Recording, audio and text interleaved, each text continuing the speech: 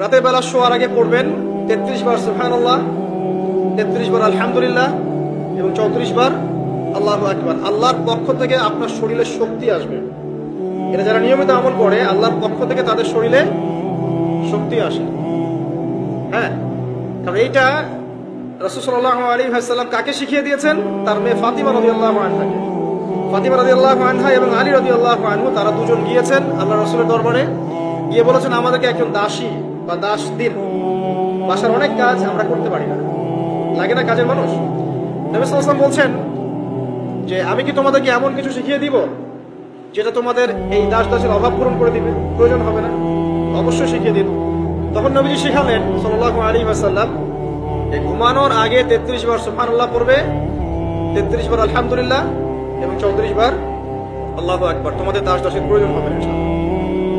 ব্যাখ্যায় অনেক ওলামায়ে কেরাম বলেছেন যে এটা নিয়মিত আমল করতে থাকলে রোগ ব্যাধি কম হয়, শরীরে শক্তি আসে, এনার্জি বাড়ে, আপনি নিজের কাজ নিজেই করতে পারবেন ইনশাআল্লাহ। আসুন সামনে যাই। এরকম ঘুমানোর আরো বেশ কিছু আমল আছে, আমি অল্প কয়েকটা বললাম, এগুলোই করা শুরু করেন, আল্লাহ তৌফিক দান করুন। আর যদি পারেন ওযু করে ঘুমাতে পারলে আরো বেশি ভালো হয়। এবার আপনি ঘুমাচ্ছেন ডান কাত হয়ে, কি পড়বেন এই সময়? আল্লাহুম্মা বিসমিকা আমুতু ওয়া আহইয়া, আলহামদুলিল্লাহ, দোয়া সবার ব্যবস্থা আছে। এবার ঘুমান। এই যে ঘুমাচ্ছেন আপনি 3 ঘন্টা বা 4.5 ঘন্টা বা 6 ঘন্টা, আপনার এই পুরো ঘুমটা হবে ইবাদত ইনশাআল্লাহ। এবং পবিত্র অবস্থায় ঘুমানোর অভ্যাস করতে থাকলে আল্লাহর পক্ষ থেকে আপনি সত্য স্বপ্ন দেখতে পারেন। এখনকার সায়েন্স এগুলা বিশ্বাস করে না, আর এই সায়েন্সকে নিয়ে আমার কোনো মাথা ব্যথাও নাই, কারণ এই আজকে একটা কথা বলে কালকে একটা কথা বলে, ঠিক আছে? আল্লাহর পক্ষ থেকে আপনি সত্য স্বপ্ন দেখতে পারেন। ইউসুফ আলাইহিস সালাম জেলখানায় বন্দী, সূরা ইউসুফ পড়ে দেখেন। তখন কয়েদিদের মধ্যে দুইজন স্বপ্ন দেখেছে। একজন স্বপ্ন দেখছে তার মাথার উপরে রুটি, উপর থেকে পাখি এটা ঠোকরে কি করছে, খেয়ে নিয়ে চলে যাচ্ছে।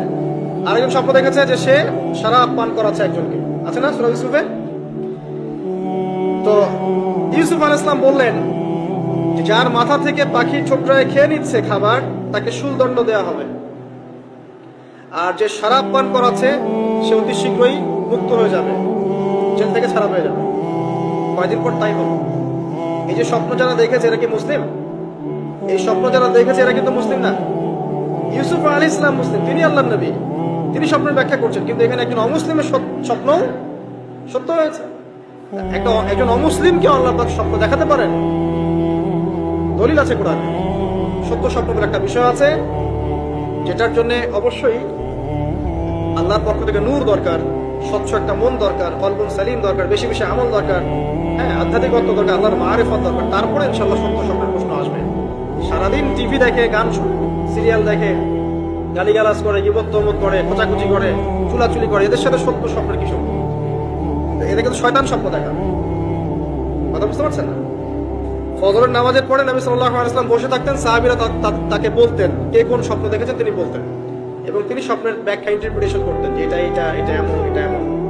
এমনকি এই যে আপনার উহুদের যুদ্ধের আগের রাতে অনেক সাহাবী স্বপ্ন দেখেছেন, এবং পরের দিন দেখবেন উহুদের দিনে অনেক সাহাবী শহীদ হয়েছে। তো যাই হোক, ওইদিকে আমি যাচ্ছি না। তো এই যে ঘুমটা আপনি ঘুমাচ্ছেন, ইনশাআল্লাহ আপনার ঘুমটা কি হচ্ছে? ইবাদত হচ্ছে না? আলহামদুলিল্লাহ। আলেম যারা, তাদের ঘুমও ইবাদত। যারা মুসলিম, মুমিন, মুত্তাকি, আলেম, তাদের ঘুমগুলো কি ইবাদত।